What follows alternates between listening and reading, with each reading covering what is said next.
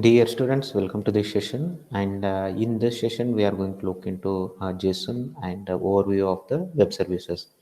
In the earlier session, we looked into what is an XML and how the XML processing is done, how XMLs are created and how XMLs are processed with respect to the Java script coding as well as a PHP coding jQuery.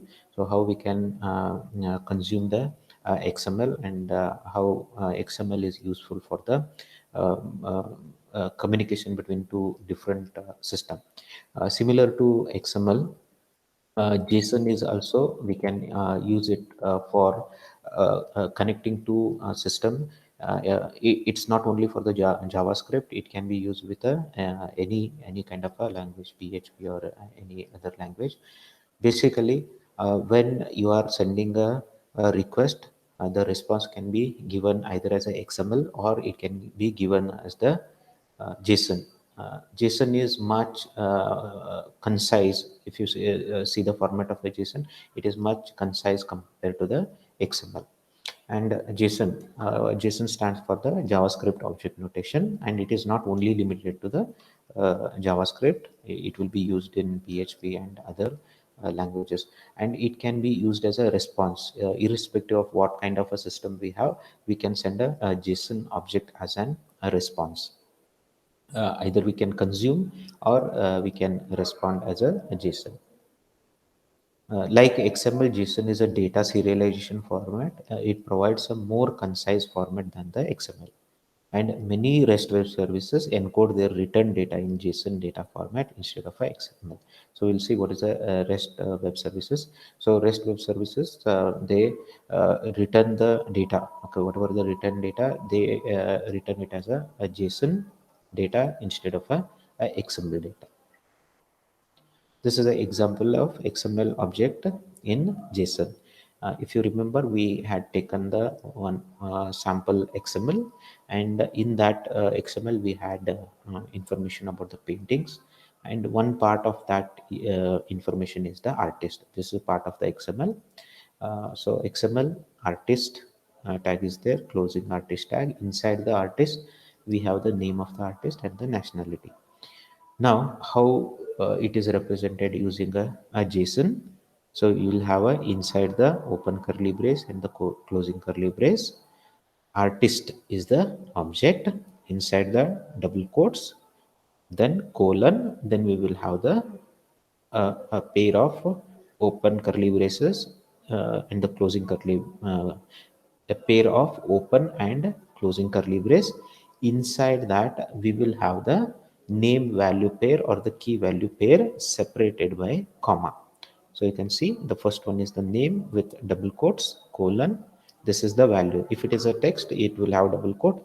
If it is not a text, let's say if it is a number, then just you will have the number, comma, inside the double quotes nationality colon value is the France, so which is a text. If we convert that complete example XML example into a JSON, okay, this is how it will look like. This is the opening curly brace and the closing curly brace. Inside I have the paintings object inside the double quotes colon. Then I have the square brackets, opening square bracket and the closing square bracket. And inside that I have three sets of paintings. So this is the first set of the object, second set, and the third set of the painting information. And this particular object which has opening curly brace and closing curly brace, these are separated by the comma. This is the first one, this is the second one, comma, and the third one, and these are indexed by 0, 1, and 2. And inside this each of this object we have the name and the value pair. Name is id 290 comma title colon balcony comma. Then we have the artist here is mapped to another object, and inside that we have the name and value pair, name and the nationality. Then we have year and medium. So this is how the JSON will look look like. If you compare it to the XML, this is much precise than compared to the XML. So using JSON in JavaScript, creating a JSON JavaScript object, it is very simple in case of a JavaScript. Whatever the JSON format, it goes in line with how the JavaScript objects are.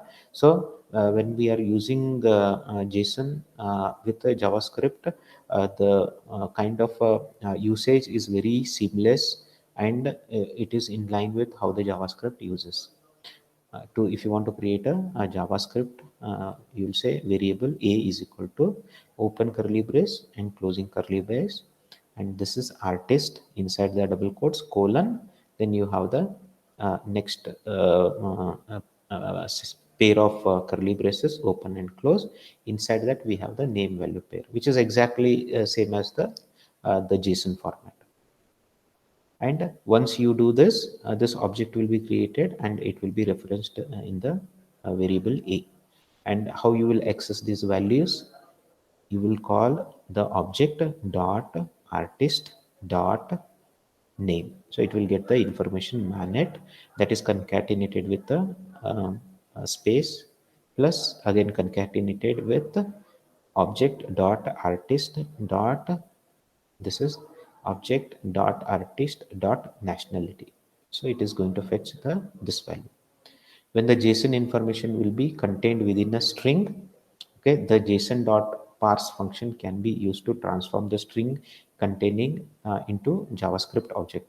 So we can use this JSON dot parse function. It will convert the JSON which is stored inside a string into an JavaScript object. We'll see the code for that. Here is the text. Okay, variable text is equal to we have the JSON, okay, format inside the single quotes, means basically it is nothing but a text. And then what we will do is we will call the JSON dot parse, and we pass the parameter as this particular text. This particular text will go as the parameter. JSON.parse will take this text. If this text is a valid JSON format, then it will convert it into JavaScript object, and that JavaScript object reference will be given to this variable a. Then how to access? Same. You will say the object a dot artist dot nationality. This will fetch the value of France in this particular example. This is the a dot nationality dot a dot artist dot nationality. It will fetch this particular value. And alert method, as you know, it will make a pop-up window and display the text as France. And one the what we did was we converted the text which is containing the JSON format information. We converted into an JavaScript object using JSON.parse. Similarly, we can convert a JavaScript object, JavaScript JSON object back into the text, and for that we use the JSON.stringify. Java also provides a mechanism to translate JavaScript object into a string. How to do that? Variable text is equal to JSON dot stringify, and you give the parameter as the JSON object. Okay. Once you give the JSON object, it will be converted into a text. Okay. Stringify method will convert it into a text which will be in the JSON format. So here you can pass the object, like example A you can pass. For JSON.parse, you will give a text which is in the JSON format. It will convert it into a JavaScript object. And once you have a JavaScript object, if you want to convert it back to again a string format, you are going to use the JSON.stringify, and you will pass the JavaScript object as a parameter. Using JSON in PHP. So even in PHP, it is very easy to work with the JSON. Converting a JSON string into PHP object is quite straightforward. So how to do that? This is the start of the beginning of the PHP code. This is the end of the PHP code. Here we have a variable declare $text is equal to, inside the single quotes, we have the JSON information, whatever is the JSON format. For the artist, name, nationality, we have the information. And in case of a PHP, we have a method called JSON underscore decode. Using JSON underscore decode, we can convert a text which is having the JSON format information. It will convert it into an PHP object. So this method will convert this text into an PHP object, provided this is in the proper JSON format. If there is any parsing errors, the object PHP object will not be created. So this particular JSON should be in the proper format. When the parsing is done, it should pass the parsing. There should not be any error. Then a PHP object is created and reference is assigned to this particular variable, that is $and object. And how to access the values of the JSON: echo $and object, use the arrow key, access the artist, arrow key, nationality, which will fetch the value of the France.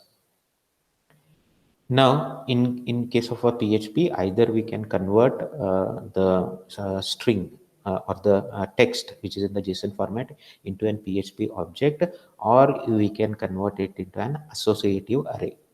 Okay, how to convert it into associative array? Convert JSON string into PHP associative array.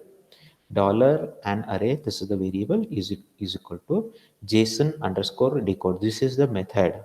Okay, same method. So here it converted a text into an PHP object.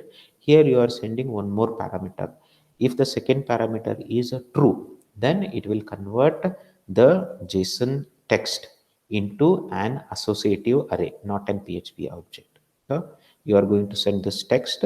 This is the text in the JSON format, and comma true. So this will convert it into an associative array. Now how you will access this value, France value?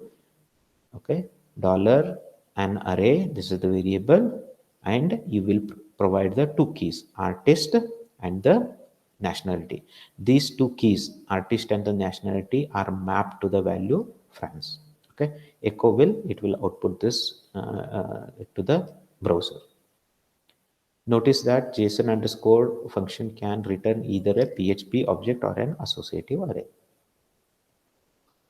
Using JSON in PHP to go through the other direction. In the sense, other direction is from PHP object into an JSON text or the JSON string. We can use JSON underscore encode. So we use JSON underscore decode to convert an text into an PHP object. We can use JSON underscore encode to convert an object back into the string. This is beginning of the PHP code, end of the PHP code. We have the text. This is the JSON information. Then JSON decode, passing the text. This will convert it into an this text. This JSON text is converted into an PHP object, and it is assigned to an object. And I told you before, if there is any parsing error, the PHP object will not be created. Instead, there will be an error. Okay, and how to access that error? Using this method, JSON underscore last underscore error method. If you call this particular function, then if there is any error, it will return the error. Otherwise, it will return JSON underscore error underscore none. So if there is no parsing errors, then this value will be JSON underscore error underscore none. So both are equal. If both are equal, if this condition will be true only when there is no parsing error for the JSON. Once that is true, then we will access the values inside the JSON. Echo $and object, arrow operator, artist, arrow operator, nationality, which will fetch the value of France. And how to convert back to the text, JSON underscore encode method.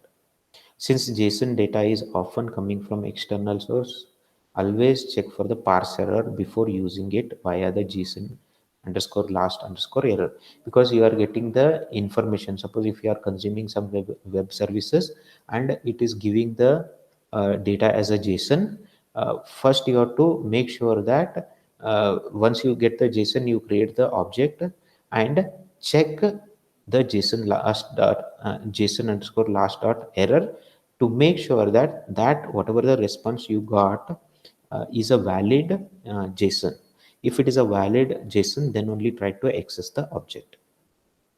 Convert PHP object into JSON string. How to do that?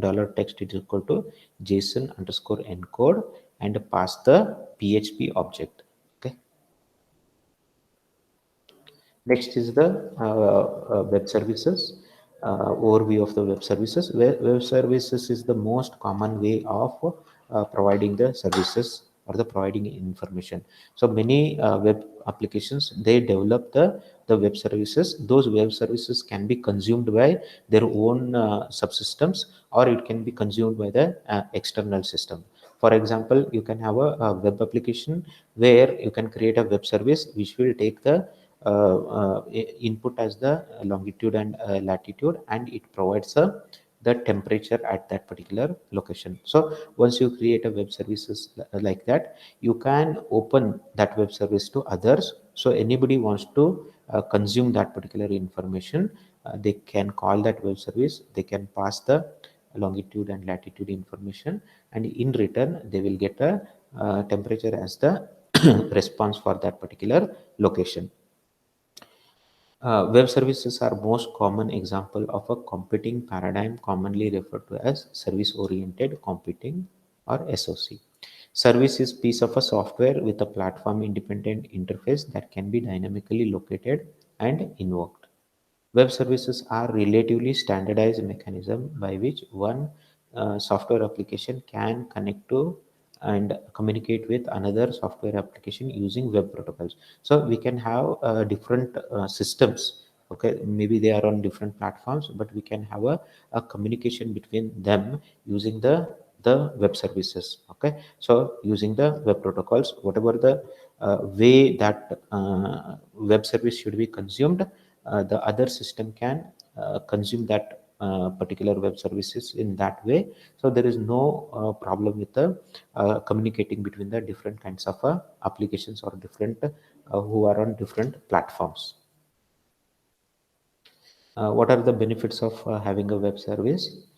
The important benefit of that is the potentially provide interoperability, okay, between different software applications running on different platforms. So that is the first example I told you. If there are two systems which are on two different platforms, those can communicate with each other using the web services.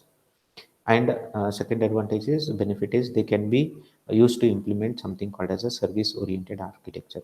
So service oriented architecture can be built using the web services.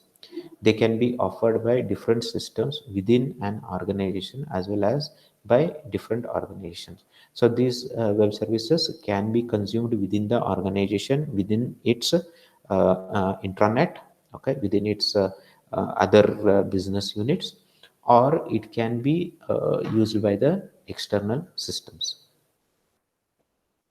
This is the visual overview. You can see here is a browser request for the server page.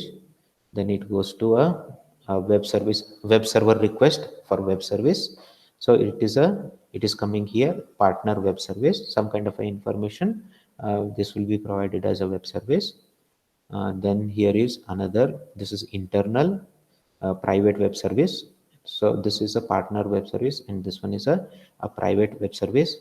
Web server request for the web service. So it is requesting this particular web server. And this is another request, you can see, affiliate web service. This is like some kind of a travel service information or service. Then you can see asynchronous JavaScript request for the web services. It is directly going to this server. It goes as a public web service. Okay, this is a public web service, and this is a public web service. This is going from the JavaScript.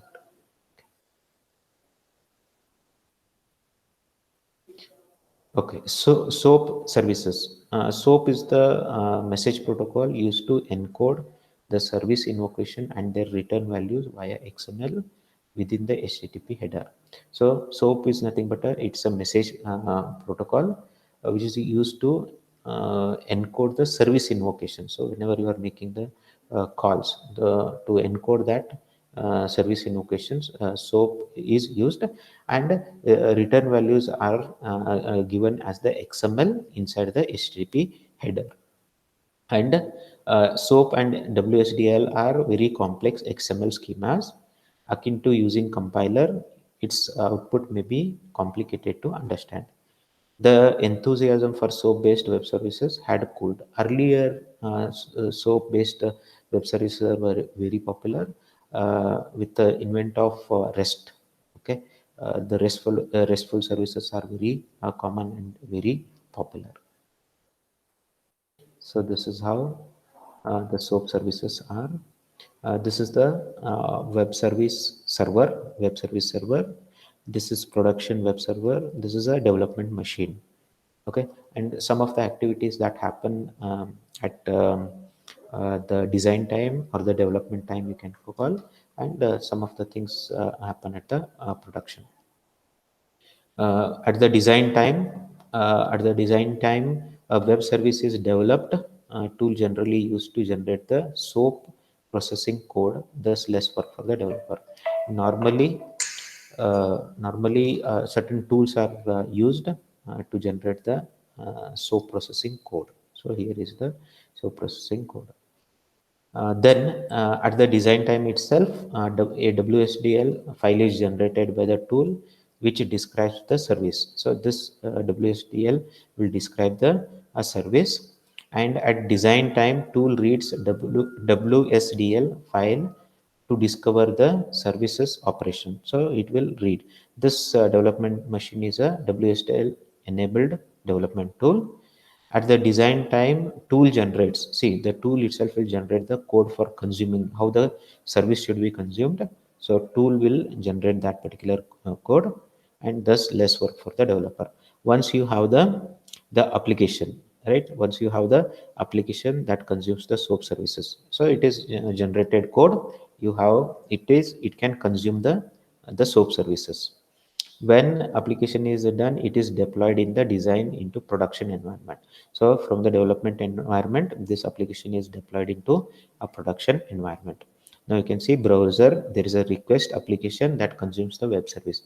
So there is a certain request that is coming in which consumes the web service. So then the web service request will be sent to the web service server as a SOAP HTTP request, and once this request is received, that request is processed and response is given as a SOAP HTTP response. So it's a XML.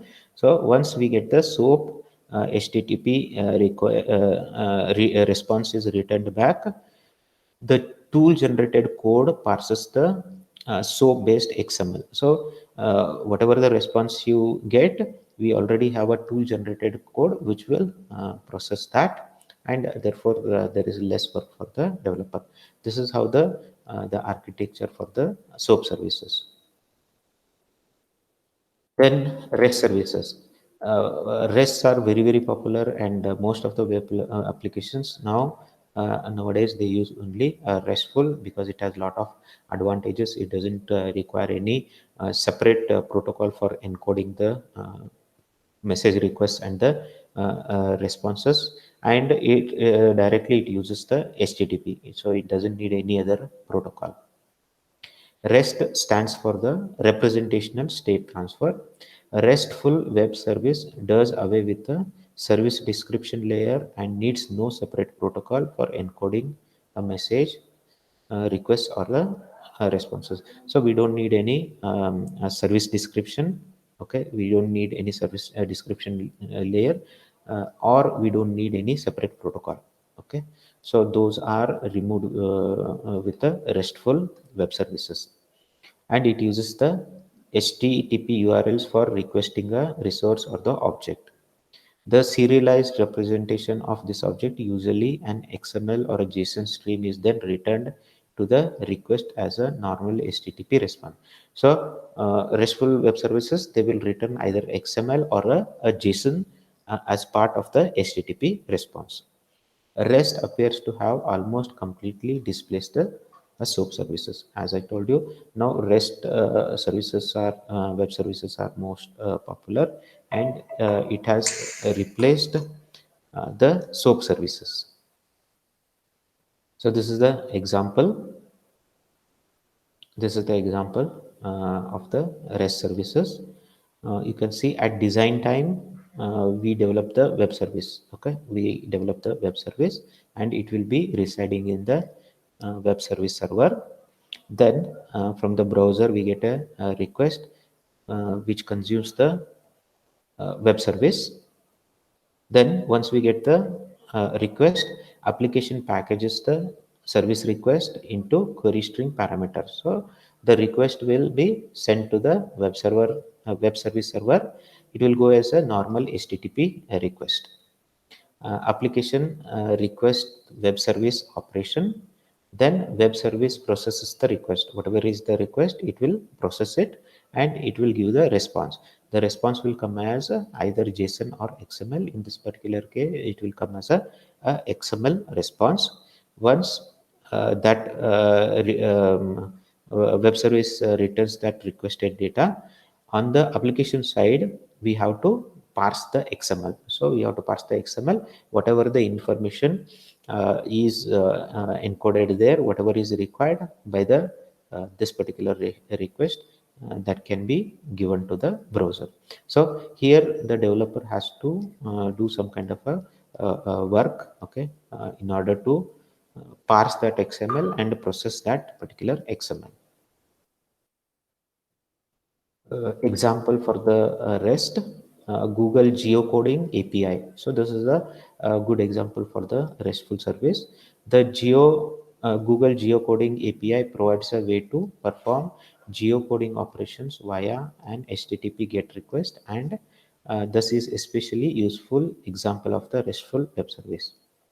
Geocoding typically refers to the process of turning a real world address into an geographic coordinates, which are usually latitude and the longitude.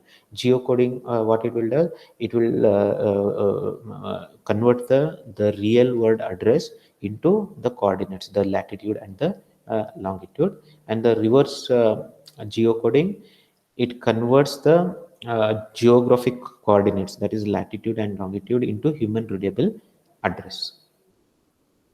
This is another example. Okay, here is the how it can be used. So in this case, the request will take the following form. So this is how the RESTful web service request will be done. http://maps dot googleapis.com /maps /API /geocode /XML, and then you give the address. This is how you will provide the address. So in order to access that particular geocode RESTful web service, you have to give the request like this.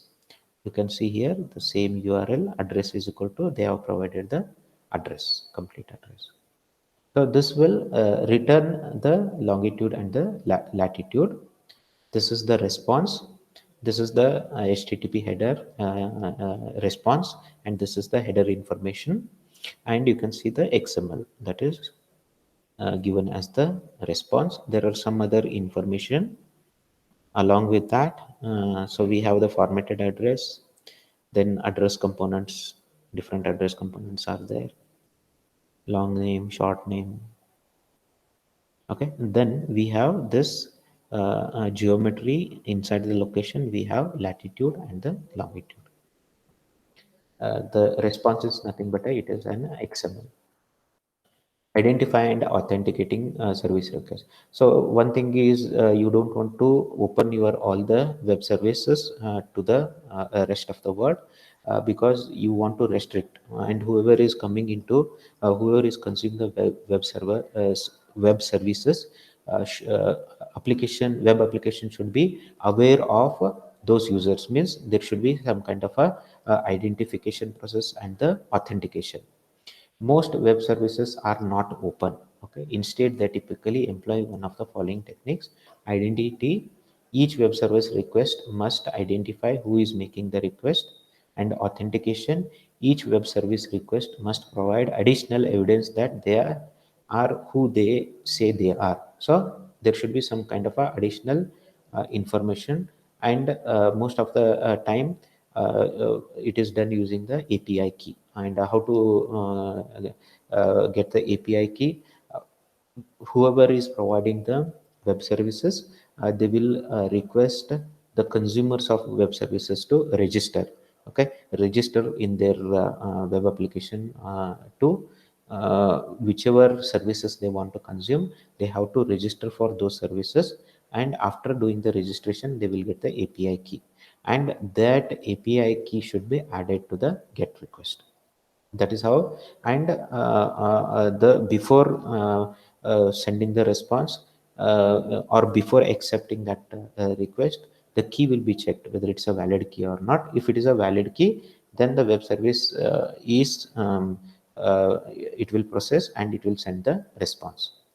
Web services that make use of an API key typically require the user, that is developer, to register online with the service for a API key. Okay, you have to register online so that you can get the API key. API key is then added to the get request as a query string parameter. So here is the example. This is for the Microsoft Bing Maps web service.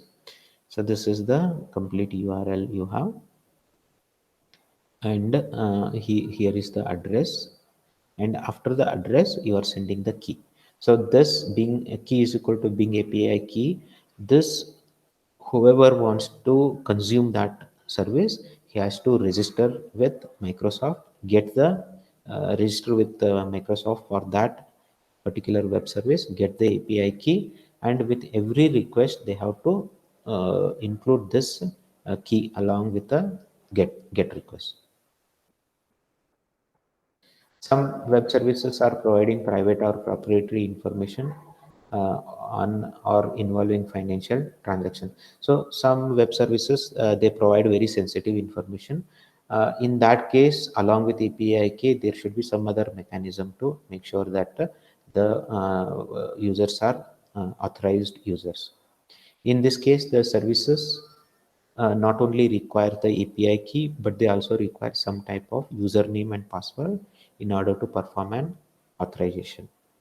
Many of the most well-known web services instead make use of an OAuth standard. Okay. That completes the overview of the web services.